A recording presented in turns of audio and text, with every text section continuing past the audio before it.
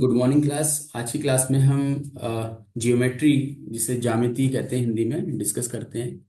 देखिए, फिलहाल जो क्लास है वो एक फंडामेंटल क्लास है ज्योमेट्री के लिए, जहाँ पर हम बहुत सारे जो कंसेप्ट्स होते हैं ज्योमेट्री के उनको समझेंगे।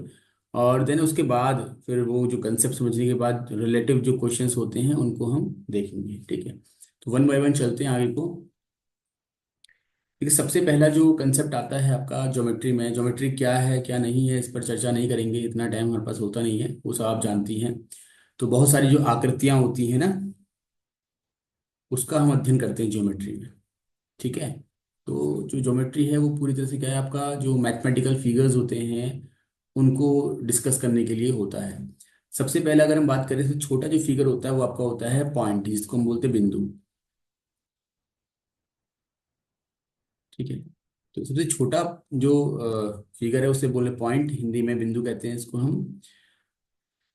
इसकी परिभाषा क्या है क्या नहीं है उस पर चर्चा नहीं करते हैं। फिलहाल के लिए ये माना जाता है कि किसी भी आकृति का जो आरंभ होता है वो बिंदु से ही होता है। तो कोई भी आकृति बनती है तो बिंदु से बनती है, बिंदुओं से मिल करके आपकी लाइन बनती है, आपके वृत्त बनते हैं, बहुत सारी आकृतियां बनती हैं। आगे आने वाले जो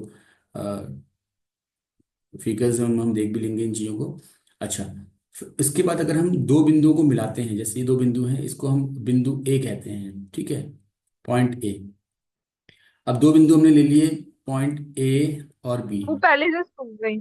इनको हमने ज्वाइन कर लिया। ठीक है, माइक ऑफ कर लीजिए। किसी का माइक ऑन रह गया, ऑफ कर लीजिएगा।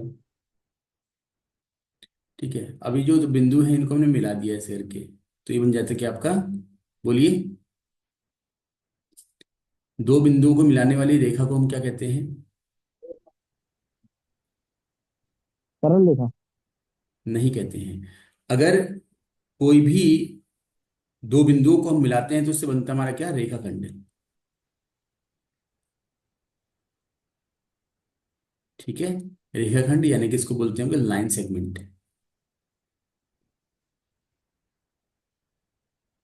तो दो बिंदु हैं ए और बी, आपने ए से लेकर के बी तक, ठीक है, एक कह सकते हैं कि फिगर ड्रॉ किया, उसको हम बोल रहे हैं क्या, रेखाखंड। अब ये रेखाखंड ऐसा भी हो सकता है, देखो, जैसे अगर ये मैं इसको घुमाता हूँ ऐसे करके ना, ये, तो ये भी एक रेखाखंड हो सकता है। हालांकि इसको हम फिर बोल देते हैं क्या, बोलिए क्या बोलते हैं इसको हम, वक्र भी कहते हैं। ठीक है ना, ये जो इस तरह की जो रेखा खंड बनते हैं या रेखाएं बनती हैं उनको हम वक्र नाम से भी जानते हैं, यानी कि कर्व भी उसको हम कह देते हैं। और अगर ये रेखाखंड के फॉर्म में होगा तो इसको हम चाप कहते हैं। चाप यानी कि आर्क। अब वही चीजें हैं जैसे कर्व यानी वक्र। वक्र और चाप में क्या डिफरेंस है ना, कर्व या आर्क में क्या डिफरेंस है, ऐसे ही लाइन सेगमेंट और लाइन में क्या डिफरेंस है, ये बारीक चीजें हैं जो हमको समझनी होती हैं। ठीक है, बहरहाल अगर नहीं भी पता होगा डिफरेंस तो आप जो एग्जाम की प्रिपरेशन कर रहे हैं वहाँ पर कोई बहुत भारी भरकम अंतर नहीं आने वाला। बस ये तो जब क्लासेस हम पढ़ाते हैं या आप कल की डेट में किसी को बच्चे को पढ़ाओगे तो वहाँ पर कंसेप्ट बताने जरूरी होते हैं। तो बहरहाल अभी हमने जाना कि दो बिंदुओं को जब हम मिलाते हैं आपस में तो जो भी आकृति बनती है उसको हम रेखाखंड कहते हैं। ये आपको दिखाई दे रही है ए बी, और इसको हम रेखाखंड को इस तरीके से रिप्रेजेंट करते हैं, ए बी, और ऊपर से हमने ये एक ड्रॉ कर दिया। ठीक है, इसको बोलेंगे क्या, लाइन सेगमेंट ए बी। इसको पढ़ेंगे लाइन सेगमेंट, और ये हो गया आपका ए बी। ठीक है, रेखाखंड ए बी, समझ में आ रहा है? अगर इसी रेखाखंड में हम देखें कि ये ए है, ये बी है। ठीक है, ए से हमने शुरू किया, बी तक पहुंचाया, लेकिन हम रुके नहीं, हम आगे बढ़ते रहे बढ़ते रहे बढ़ते रहे, कहाँ तक हमको पता ही नहीं है, इनफाइनाइट चलते रहे। तो हमने एरो लगा दिया, मतलब ये रुकेगा नहीं, चलता रहेगा। ठीक है, तो जब कोई भी एक बिंदु से, कोई आकृति एक बिंदु से आरंभ होकर के अनंत तक चलती है तो ऐसी आकृति को हम क्या बोल देते हैं, किरण बोलते हैं। क्या बोलते हैं? किरण। चाहे नौ लिखो या अणो लिखो, नहीं फर्क पड़ता। ठीक है, या बोले तो रे कहते हैं इसको। जैसे ये सूर्य की किरणें होती है ना, ये सूर्य क्या है, उसका एक आरंभ बिंदु है, और यहाँ से किरणें शुरू होती चलनी है ऐसे करके। तो ये क्या है आपका, जहाँ से उस किरण का आरंभ हो रहा है, जैसे यहाँ पर ए से हो रहा है, और कहाँ तक जाएगी कुछ पता ही नहीं है। वो सूर्य की किरण आपकी कई दूरी से होते हुए आपका पृथ्वी तक आती है, और जरूरी नहीं कि पृथ्वी आगे रुक जाए, वो पृथ्वी से ही बाहर जा सकती है। जब तक उसको रोका ना जाए तब तक वो रुकेगी नहीं, ठीक है। तो इस तरह की जो आकृति होती है उसको हम किरण कह देते हैं। तो अगर आपके सामने एक फिगर बना हो, ऐसे लिखा हो आपका AB, और ये बना हो, तो इसको बोलेंगे क्या? रे AB। ठीक है, ये क्या होता है, इसे बोलेंगे हम क्या? लाइन सेगमेंट AB, या रेखाखंड AB। ठीक है, और इसे बोलेंगे हम रे AB। ठीक है, या फिर किरण AB। तो ये इनके नाम हो जाते हैं। नेक्स्ट जो आएगा इसके बाद, थर्ड। समझ में तो आ रहा है आप लोगों को इशू? Yes sir. ठीक है। यस। ठीक है, देखिए, इसके बाद एक और आकृति होती है। ये भी कुछ ऐसी होती है आपकी, A और दो B, दो बिंदु से बनी होती है, लेकिन यहां पर क्या होता है कि जो आकृति है वो दोनों ही दिशाओं में, A की दिशा में और B की दिशा में चलती रहती है निरंतर। पहली आकृति A से शुरू हुई और B पर खत्म हो गई, ना A के इधर चल रही है ना ही B के उधर चल रही है, ठीक है। इसी प्रकार से दूसरी आकृति जिसको हम रे कह रहे हैं, वो A से आरंभ हुई और B से आगे तक चलती रही अनंत तक। और तीसरी आकृति जो है वो A की तरफ को भी अनंत तक जा रही है और B की तरफ भी अनंत को जा रही है, तो इसको बोलते हैं हम क्या? लाइन, यानी रेखा। ये कहलाती है रेखा, ठीक है। और रेखा को हम ऐसे रिप्रेजेंट करते हैं AB। ये मैं इसलिए डिस्कस कर रहा हूँ कि एग्जाम टाइम पे जब आपके पास क्वेश्चन आएगा तो आपको ये ऊपर से देखने को मिल सकते हैं। हो सकता है देखने को मिले, हो सकता है ना देखने को मिले, नहीं फर्क पड़ता उससे। अगर नहीं मिलते हैं तो कोई बात नहीं, लेकिन अगर मिलते हैं तो आप उसको आइडेंटिफाई तो कर सके कम से कम कि वो है क्या। तो फिर से यहाँ पर देख लीजिएगा, AB लिखा हुआ है, और आप ही लोग बताइएगा आप,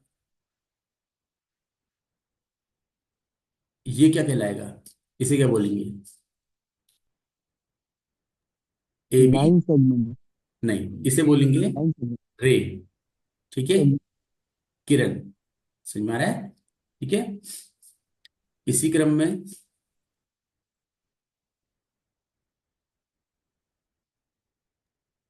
अगर ये होता है, इसे क्या बोलेंगे? लाइन। ठीक है। लाइन। और इसी प्रकार से अगर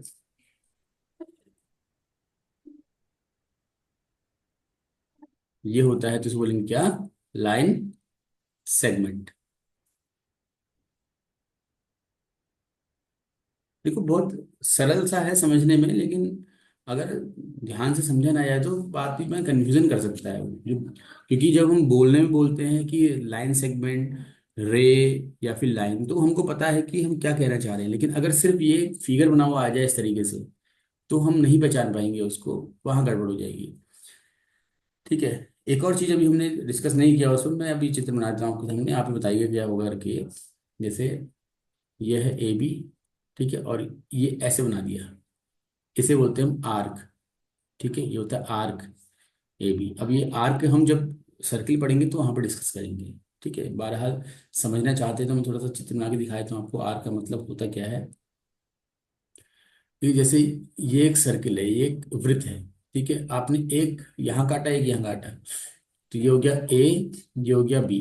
तो इसे बोलते हैं हम क्या? ये जगह आर्क AB। समझ में आ रहा है? इसे बोलते हैं आर्क। ये माइनर आर्क होती है, और ये इसके अपोजिट एक आर्क बन रही है। देखो, दो आर्क बन रही है ना, आप कहेंगे कि ये एक और आर्क बन रही है, तो जो बड़ी है वो मेजर आर्क, जो छोटी है वो माइनर आर्क। इसको हम जब सर्किल पढ़ेंगे तो वहां पर डिस्कस कर लेंगे। यहाँ तक क्लियर है सभी को? Hello? Yes sir. Yes sir. मैं चलूंगा आगे को? Yes sir.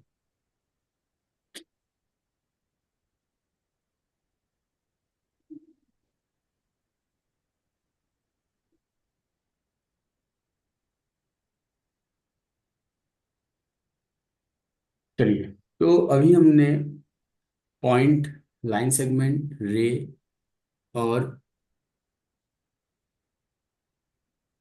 लाइन पर डिस्कशन किया, ठीक है। अब एक थोड़ा सा एक कंसेप्ट देख लेते हैं, उस कंसेप्ट को समझिए। कंसेप्ट है आपका एंगल, यानी कोण। तो सबसे पहले तुम जानते हैं कोण है क्या, ठीक है। अच्छा बताइएगा, ये क्या है? ए पॉइंट से शुरू हुआ है और ये बी है, क्या कहेंगे इसको हम? बताइए। रे। रे, यानी रे किरण। रे। लाइन। किरण, किरण, रे। बताया ना आपको मैंने कि एक बिंदु से शुरू हुआ है और दूसरे बिंदु में वो चलता जा रहा है, एरो बन गया तो रे हो गया वो। ऐसे ही हमने एक और बना दिया, ए, और इसको बोलते हैं हमने सी, ठीक है। तो एक तो रे हो गई आपकी ए बी, एक रे हो गई आपकी ए सी, ठीक है। ठीक। तो जब दो किरण एक बिंदु पर मिलती हैं, यानी कि ये ए है ना, एक कॉमन बिंदु है, कॉमन पॉइंट है इनका, तो जो दो किरण एक पॉइंट पर मिलती हैं, तो उन दो किरणों के बीच का जो माप होता है या फिर जो बीच की मेजरमेंट होती है उसे बोलते हैं क्या? कोण, यानी इंग्लिश में एंगल, ठीक है। तो क्या होता है कोण? ये हो गया ना, या फिर ऐसे कर लीजिए, ये हो गया। ऐसे अलग तरीके से बहुत सारे कोण बन सकते हैं आपके, ये भी एक कोण हो गया आपका, ठीक है, इस तरीके से। तो ये होता है कोण। आई होप ये क्लियर होगा आप लोगों को।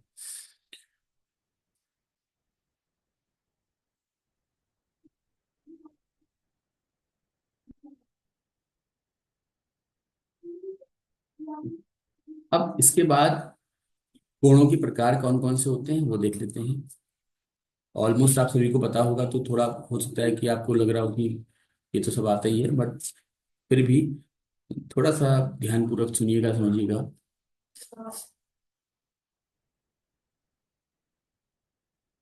प्रकार, यानी टाइप्स। अब ये टाइप्स कौन कौन से होते हैं देखो। सबसे पहला होता है आपका शून्य, यानी जीरो एंगल, ठीक है।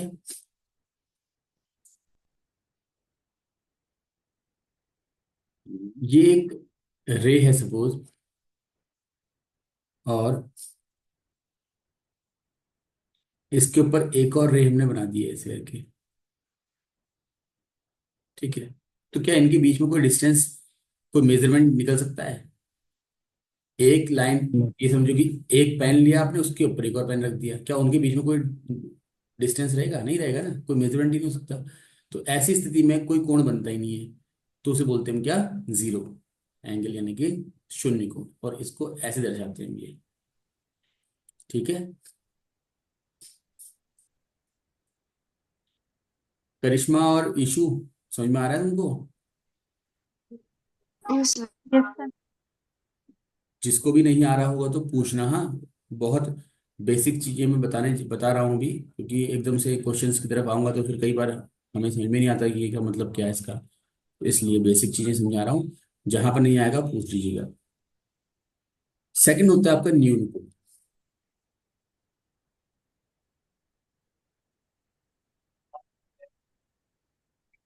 अक्यूट एंगल कहते हैं इसको अंग्रेजी में।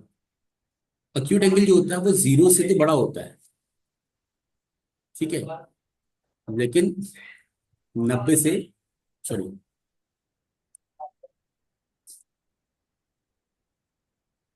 लेकिन 90 से छोटा होता है, ठीक है।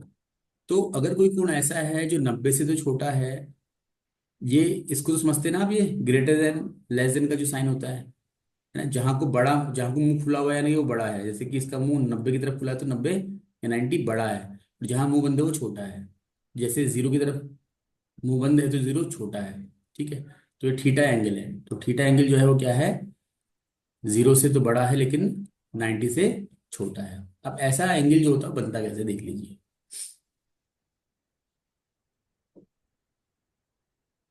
देखो, अगर यहीं पर हम लाइन ड्रॉ करते हैं तो वो तो हो जाएगा आपका जीरो का एंगल। आप लोगों को पता ही है, ये लाइन अगर ड्रॉ कर दी तो ये जीरो हो गया आपका, ठीक है। लेकिन अगर ये लाइन हम ऊपर को लेते हुए जाएंगे तो कुछ ना कुछ एंगल बनेगा, कुछ ना कुछ तो यहाँ पर फिर इसके बीच में कुछ ना कुछ तो माप निकलेगी निकलेगी, कुछ ना कुछ मेजरमेंट निकलेंगे निकलेगा।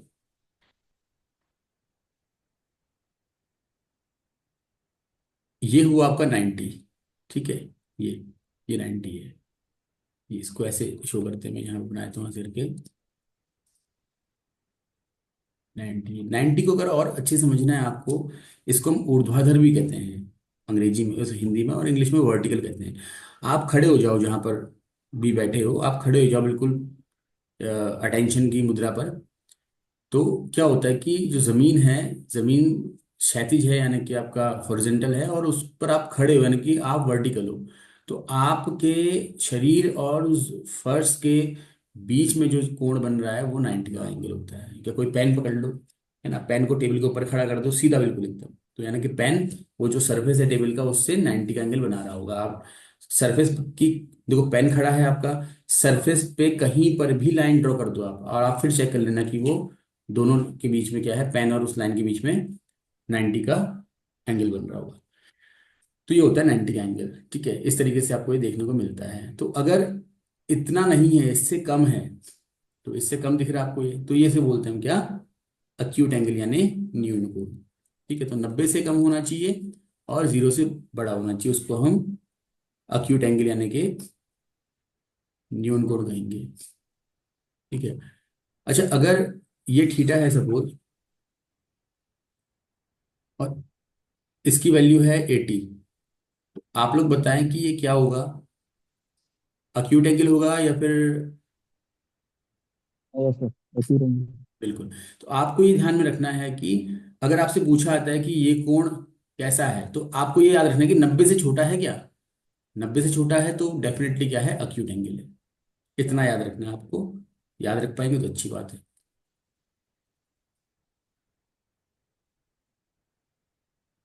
ठीक है, ये काम आएगा हाँ आगे, मैं इसलिए कह रहा हूँ, अभी अभी क्वेश्चन आप लोगों के पेपर में आए हुए क्वेश्चन हैं ये इस तरह के। थर्ड हमारा होता है, चलो पहले तो समकोण ही कर लेते हैं। समकोण या राइट एंगल। तो राइट एंगल जो है वो सीधा सीधा 90 का कोण होता है। अभी हमने डिस्कस किया तो ज़्यादा डिस्कस करेंगे नहीं इस पे, 90 के बराबर होता है कोण ये, और इस तरीके से इसको बनाते हैं। ठीक है, 90 का हो गया। चौथा,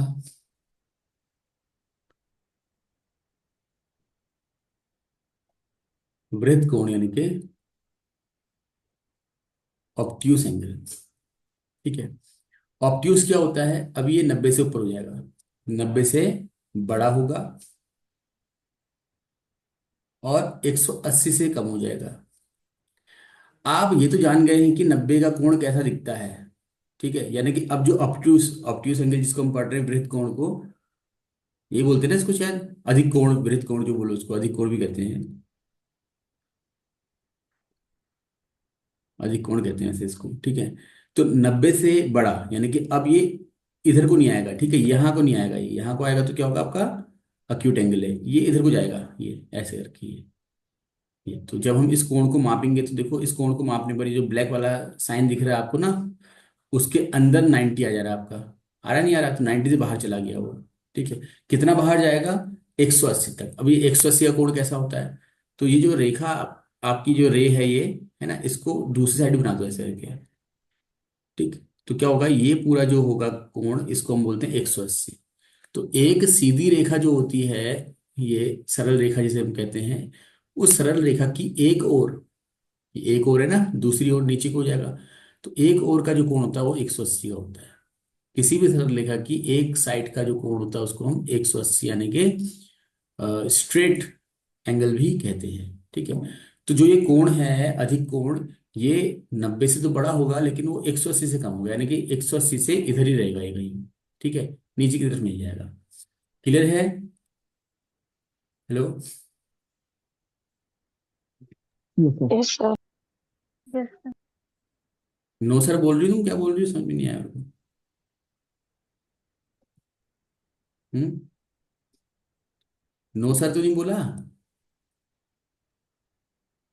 यस क्लियर सर बोला था। है? सरल कोण। Yes sir. अच्छा ठीक है। सरल कोण यानी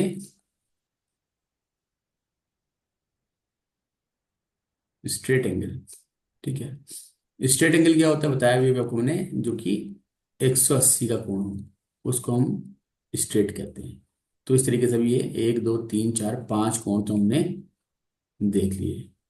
ठीक है, कि 5 प्रकार के कोण कौन कौन से होते हैं। यहाँ तक कोई दिक्कत आप लोगों को? फिर मैं इसको मिटाने जा रहा हूँ। 180 का कोण ये होता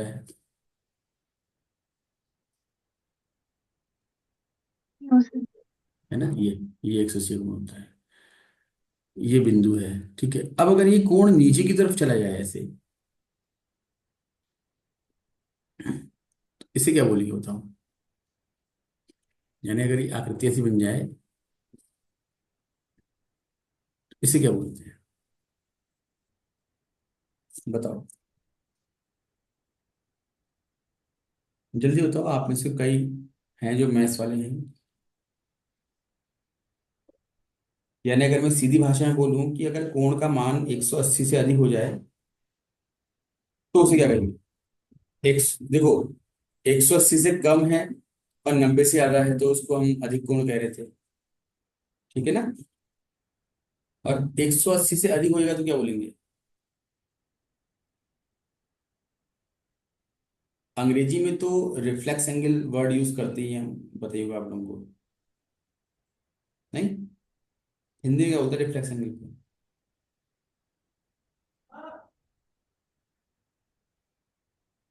बताइए,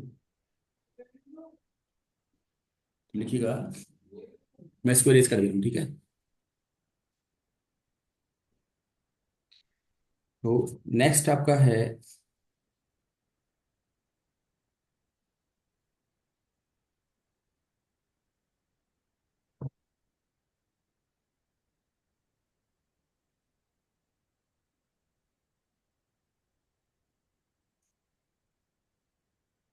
ये एंगल। ठीक है, इसे हम रिफ्लेक्स या प्रतिवृत्ति भी कहते हैं। प्रतिवृत्ति। ठीक है, रिफ्लेक्स या प्रतिवृत्ति क्या होता है? वह कोण जिसका मान 180 से तो अधिक है लेकिन 360 से कम है। अब ये प्रश्न आता है कि 180 तो हम जान गए 180 क्या है, लेकिन 360 ये कैसा कोण होता है? तो इसको ऐसे ये समझ, 20 हम्म इसको थोड़ा सा समझिएगा कि ये एक रेखा कह लीजिए, रेखा बनाएंगे तो रेखा बन जाएगा ये, हालांकि ये किरण है और इसके सापेक्ष हम कोण देख रहे हैं। ठीक है, आप सामने होते तो मैं थोड़ा आपको एक्टिविटी करके दिखाता है यहाँ पर, बट कोई बात नहीं। तो ये सामने इसके देखो, एक हमने क्या किया फिर, अलग पेन से ले लेते हैं। हमने एक दूसरी जो रे थी उसको चढ़ा दिया इसके ऊपर। ठीक है, अब इस जो दूसरी रे है रेड कलर की, इसको हम घुमाते हुए चलेंगे। ठीक है ना, घुमाते हुए चलेंगे तो कैसे घूमेगा ये? पहले यहाँ पर था तो जीरो था, ये एंगल जीरो हो गया आपका। अब इसके बाद हम थोड़ा सा ऊपर लेके गए तो ये क्या हो गया आपका? अक्यूट एंगल हो गया। हम इसको सीधा लेके आगे को, ये सीधा हो नहीं पाया अभी, सॉरी। हम इसको सीधा ले गए ऊपर की ओर को, तो ये क्या आपका? राइट एंगल यानी समकोण।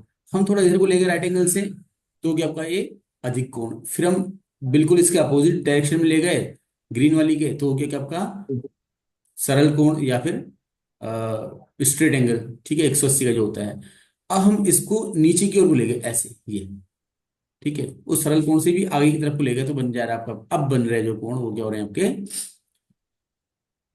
प्रतिवृत्ति, रिफ्लेक्स कोण, इसको एंगल बोल रहे हैं। ठीक है, और अगर अंत में क्या होता है कि ये जो लाल रेखा है ये पूरा चक्कर मार करके, पूरा घूम करके, आप देख रहे हैं ना, पूरा घूम रही हो, घूम करके दोबारा से इसके ऊपर आ जाती है।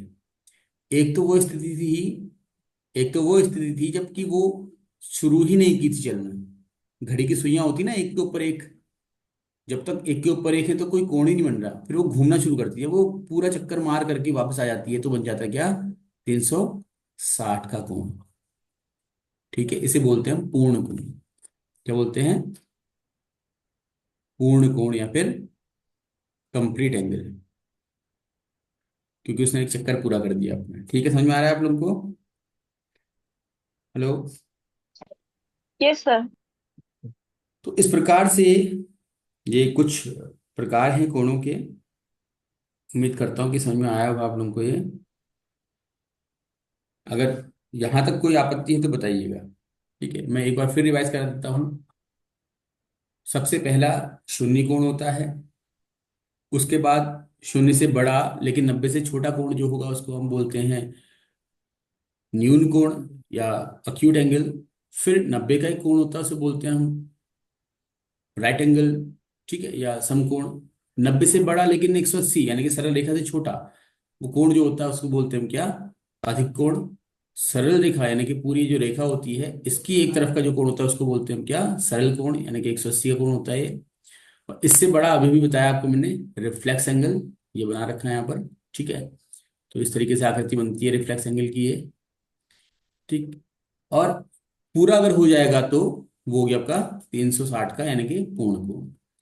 ठीक है, तो इस तरीके से आपका ये, इसी को कहीं कहीं पे वृत्त कोण लिखा रहता है। हाँ, मैं अधिक कोण वाले में बोल रहा था आपसे, वो बाय मिस्टेक हो गया था। इसी को वृत्त कोण भी कहते हैं, क्योंकि बड़ा है ये 180 से, इसलिए इसको वृत्त कोण कह दिया जाता है। ठीक है, तो अगर अभी यहाँ पर तक कुछ नहीं आया होगा तो पूछिएगा, फिर मीटिंग ज्वाइन करिए नेक्स्ट आप, तो वहां पर हम कुछ क्वेश्चंस देखेंगे जो कि लाइंस एंड एंगल्स पर बेस्ड क्वेश्चंस होते हैं। ठीक है, नाइन्थ में, एट्थ क्लास में, सेवन्थ क्लास में पढ़े होते हैं बच्चों ने खूब सारे।